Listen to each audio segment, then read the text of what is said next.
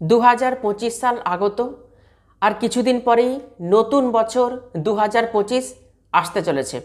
মিথুন রাশি বা মিথুন লগ্নের জাতক জাতিকাদের 2025 সাল কেমন যাবে, আমাদের জীবন পরিবর্তনের ক্ষেত্রে যে তিনটি গ্রহের ভূমিকা সবথেকে বেশি গুরুত্বপূর্ণ, তার প্রথম যে গ্রহ সেই গ্রহটি হলো কর্মফলদাতা ন্যায়ের কারক গ্রহ শনিদেব, দ্বিতীয় দেবগুরু বৃহস্পতি এবং তৃতীয় রাহু। এই তিনটি গ্রহ 2025 সালে রাশি পরিবর্তন করতে চলেছে। মিথুন রাশি বা মিথুন লগ্নের জাতক জাতিকাদের জীবনে বিশেষ কিছু সুপরিবর্তন এবং ভাগ্যের সম্পূর্ণ সাপোর্ট আপনারা পেতে চলেছেন 2025 সালে। সবথেকে বড় কথা, মিথুন রাশির জাতক জাতিকাদের 2025 সালে না শনির 7.5 শুরু হচ্ছে আর না শনির ঢাইয়া শুরু হচ্ছে। সেই জন্য মিথুন রাশি বা মিথুন লগ্নের জাতক জাতিকাদের 2025 সাল সুবর্ণ কিছু সুযোগ নিয়ে আসতে চলেছে। কোন কোন দিক থেকে সুবর্ণ সুযোগ আসবে, কোন কোন দিক থেকে আপনাদের জীবনে শুভ পরিবর্তন আসবে, বিস্তারিতভাবে আজকে এই ভিডিওতে আলোচনা করব।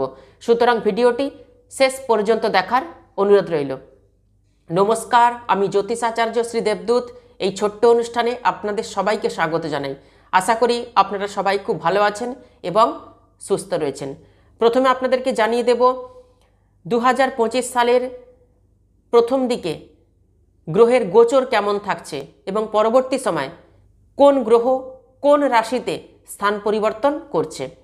মিথুন রাশি বা মিথুন লগ্ন সাপেক্ষে দ্বিতীয়ভাবে অবস্থান করছে নিচস্থ মঙ্গল, চতুর্থভাবে কেতুর অবস্থান রয়েছে, ষষ্ঠভাবে রয়েছে বুধের অবস্থান, সপ্তমে রবির অবস্থান, নবমভাবে অর্থাৎ ভাগ্যভাবে রয়েছে শুক্র এবং শনির অবস্থান, দশমভাবে রাহুর অবস্থান এবং দ্বাদশভাবে রয়েছে দেবগুরু বৃহস্পতির অবস্থান। 30শে মার্চ শনি কুম্ভ রাশি থেকে মীন রাশিতে প্রবেশ করবে। 15ই মে বৃহস্পতি বৃষ রাশি থেকে মিথুন রাশিতে প্রবেশ করবে। 18ই মে রাহু মীন রাশি থেকে কুম্ভ রাশিতে প্রবেশ করবে। 18ই মে কেতু কন্যা রাশি থেকে সিংহ রাশিতে প্রবেশ করবে।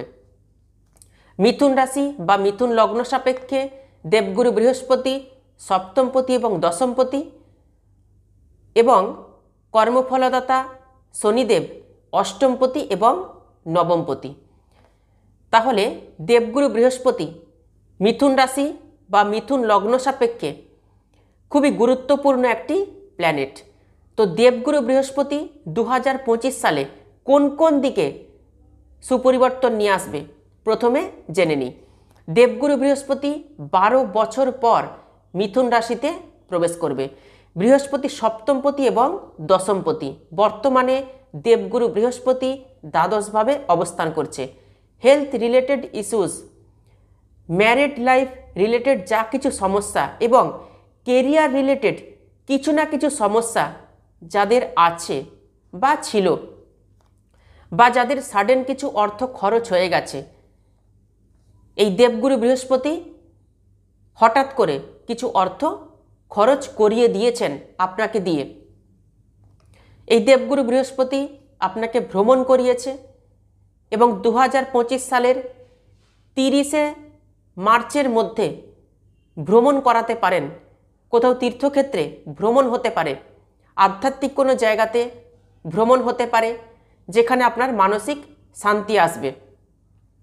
নতুন মানুষের সাথে যোগাযোগ হয়েছে বা হয়তো যোগাযোগ হয়নি, 30শে মার্চ 2025-এর মধ্যে এমন কিছু মানুষের সঙ্গে আপনার যোগাযোগ হবে, আপনার কমিউনিকেশন স্কিলকে বাড়িয়ে দেবে এই দেবগুরু বৃহস্পতি, যার দ্বারা আপনার জীবনে কিছু পরিবর্তন আসতে চলেছে, পরিবর্তন আসার সম্ভাবনা রয়েছে।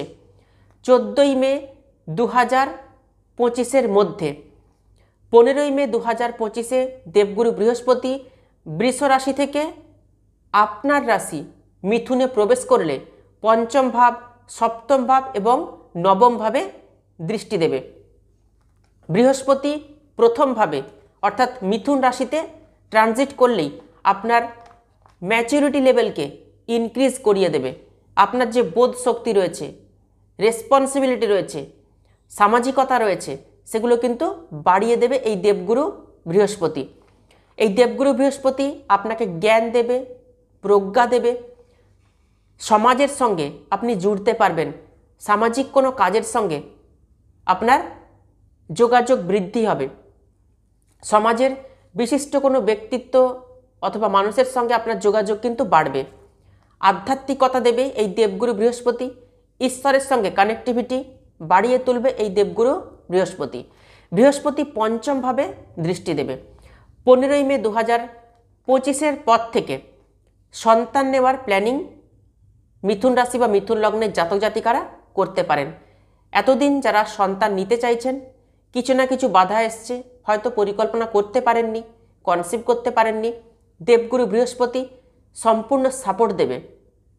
মনে রাখবেন, কর্মফলদাতা ন্যায়ের কারক গ্রহ শনিদেব সময়কে নির্ধারণ করেন এবং দেবগুরু বৃহস্পতির আশীর্বাদ ছাড়া সন্তান নেওয়া কিন্তু সম্ভব নয়। দেবগুরু বৃহস্পতি 2025 সালে আপনার মাথার ওপরে আশীর্বাদের হাত রাখতে চলেছেন। ফ্যামিলি প্ল্যানিং করতে পারেন। এছাড়া 15ই মে 2025 থেকে পুরো বছরটাই কিন্তু দেবগুরু বৃহস্পতির কৃপা আপনার উপর থাকবে। কারোর সঙ্গে রিলেশন হতে পারে। কিসের কথা বলছি? প্রেমজ কোনো সম্পর্ক। সেই প্রেমজ কোনো সম্পর্ক তৈরি হতে পারে। কোনো বন্ধুত্বের সম্পর্ক থেকে প্রেমজ সম্পর্ক তৈরি হওয়ার সম্ভাবনা কিন্তু রয়েছে গোচরে। এতদিন আপনার প্রেমিক বা প্রেমিকার সঙ্গে কথা বন্ধ ছিল, কমিউনিকেশন গ্যাপ তৈরি হয়েছিল, আর্গুমেন্ট, রাগ, জেদ, অভিমানের ফলে কথাবার্তা বন্ধ ছিল, সম্পর্ক নষ্ট হয়ে গিয়েছিল। সেই রিলেশন কিন্তু নতুন করে তৈরি হওয়ার সম্ভাবনা রয়েছে 2025 সালে। পঞ্চম ভাব থেকে দেখা হয় হায়ার স্টাডিজ অর্থাৎ উচ্চ বিদ্যা। তো পড়াশোনা ভালো করাবে দেবগুরু বৃহস্পতি মাধ্যমিক পরবর্তী শিক্ষার্থীদের বা বিদ্যার্থীদের। এর সঙ্গে যারা পিএইচডি করছেন, যারা রিসার্চ ওয়ার্ক করছেন, তাদের জন্যও দেবগুরু বৃহস্পতির হাত আপনার মাথার উপরে থাকবে। যারা এক্সামের জন্য ফর্ম ফিল আপ করছেন, তাদের পরীক্ষা কিন্তু ভালো হবে। আপনি যদি কোথাও অ্যাডমিশন নিতে চাইছেন, সেটাও কিন্তু হতে পারে, অ্যাডমিশন নিতে পারেন। কোনো গভর্নমেন্ট সেক্টরে অথবা কোনো প্রাইভেট সেক্টরে অ্যাডমিশন আপনি নিতে পারেন। কোনো কিছুর প্রিপারেশান পড়াশোনার জন্য বা পরীক্ষার জন্য সেটাও কিন্তু নিতে পারেন। দেবগুরু বৃহস্পতি সম্পূর্ণ সাপোর্ট দেবে আপনাকে। জ্ঞান, প্রজ্ঞা, বিদ্যা এগুলো সবই কিন্তু পাবেন দেবগুরু বৃহস্পতির কৃপায়। বৃহস্পতির দৃষ্টি থাকবে কোথায়? সপ্তমভাবে। পার্টনারশিপ ব্যবসা ভালো হবে। পার্টনারশিপ ব্যবসা শুরু করতে চাইছিলেন, নতুন কোনো ব্যবসা স্টার্ট করতে চাইছিলেন বা নিজে কোনো ব্যবসা শুরু করতে চাইছিলেন, 2025 সালে 100% ব্যবসা শুরু করতে পারেন। দেবগুরু বৃহস্পতি কিন্তু সাপোর্ট দেবে আপনাকে। পার্টনারশিপ ব্যবসাও শুরু করতে পারেন। ব্যবসায় গ্রোথ আসবে, ডেলি ইনকাম বাড়বে। বিবাহিত জীবন কিন্তু ভালো হবে। যাদের বিবাহিত জীবন খারাপ চলছে, খুবই অশান্তির মধ্য দিয়ে জীবন কাটাচ্ছেন, তাদের বিবাহিত জীবন কিন্তু ভালো হবে। বিবাহিত জীবনের বা দাম্পত্য জীবনের সমস্যা কিন্তু মিটবে, দাম্পত্য মধুর হবে। যাদের বিবাহ কিছুতেই ম্যাচিওর হচ্ছে না, বিয়ের অনেক যোগাযোগ আসছে কিন্তু বিয়ে ফাইনাল হচ্ছে না, 2025-এ বিয়ে ফাইনাল হওয়ার প্রবল সম্ভাবনা রয়েছে। এবার আসবো শনিদেবের কথায়। অষ্টমপতি এবং নবমপতি শনিদেব আপনাকে কি কি ফল দেবে? দশমভাবে শনিদেব প্রবেশ করবে 30শে মার্চ 2025-এ। মিথুন রাশির জাতক জাতিকাদের শনির 7.5, শনির ঢাইয়া কোনোটাই কিন্তু 2025-এ আসছে না। অতএব ভাগ্যের সংযোগ কর্মভাবের সঙ্গে তৈরি হবে। অলস ছিলেন, পরিশ্রমী হবেন। মন অশান্ত ছিল, মানসিক অস্থিরতা ছিল, এবার কিন্তু স্টেবল হবে, মন শান্ত হবে। ধীরে ধীরে ভাগ্য এবং কর্ম দুটোর ক্ষেত্রেই আপনি সম্পূর্ণ সাপোর্ট পাবেন শনিদেবের। কর্মক্ষেত্রে স্টেবিলিটি আসবে, শনি আপনাকে স্টেবিলিটি দেবে। শনি পরিশ্রম করাবে, কর্মে আপনি ব্যস্ত থাকবেন। কর্মক্ষেত্রে কাজের প্রেসারও কিন্তু প্রচুর থাকবে। মিথুন রাশির ভাগ্য উদয় হবে 2025 সালে। কর্ম ভালো হলে আর্থিক পরিস্থিতিও কিন্তু বেটার হবে, ভালো হবে। ব্যবসা করলেও কিন্তু ভালো আসবে। যারা মেশিনারি আইটেমের কিছু ব্যবসা করেন, ইম্পোর্ট এক্সপোর্টের সঙ্গে যুক্ত রয়েছেন, oil and gas, petro product, technical work যারা করেন, যারা ইঞ্জিনিয়ারিং প্রোডাক্টের সঙ্গে যুক্ত রয়েছেন, মেকানিক্যাল কোনো কাজের সঙ্গে যুক্ত রয়েছেন, ম্যানুফ্যাকচারিং ইন্ডাস্ট্রি, ফ্যাক্টরি, আয়রনের ব্যবসা যারা করেন, লোহার দ্রব্যের সঙ্গে যারা যুক্ত রয়েছেন, যারা কনস্ট্রাকশন ব্যবসার সঙ্গে জড়িত রয়েছেন, তাদের জন্য 2025 সাল অত্যন্ত ভালো সময়। 30শে মার্চ 2025 থেকে 18ই মে 2025 পর্যন্ত শনি রাহু একত্রে দশমভাবে অবস্থান করবে। এই সময় কোনো সিদ্ধান্ত তাড়াহুড়ো করে একদমই নেবেন না। এই সময় কর্মও কিন্তু ছাড়বেন না। যে যা কিছুই কর্ম করছেন সেই কর্মে লেগে থাকবেন, দাঁতে দাঁত চিপে পড়ে থাকবেন এই সময়টাতে। কোন সময়? 30শে মার্চ 2025 থেকে 18ই মে 2025 শনি এবং রাহু একত্রে অবস্থান করবে। কর্ম নিয়ে যে কোনো বড় সিদ্ধান্ত এই সময় কিন্তু একদমই নেবেন না। 18ই মে 2025-এর পর কর্ম রিলেটেড যা কিছু সিদ্ধান্ত নেবেন। কর্মক্ষেত্রে এই সময় পলিটিক্স হতে পারে, কোনো প্রকার পলিটিক্সে আপনি নিজেকে জড়িয়ে ফেলবেন না, সব কিছু লেট গো করবেন, নিজের কর্ম নিয়ে নিজে ব্যস্ত থাকবেন। এই সময় কিন্তু পলিটিক্স হতে পারে আপনার বিরুদ্ধে। আপনাকে সময়টা জানিয়ে দিলাম, আগাম জানালাম, সতর্ক থাকবেন। রাহু কেতু কতটা ইম্প্যাক্ট তৈরি করবে 2025 সালে চলুন জেনে নেব। 17ই মে পর্যন্ত রাহু দশমভাবে থাকবে।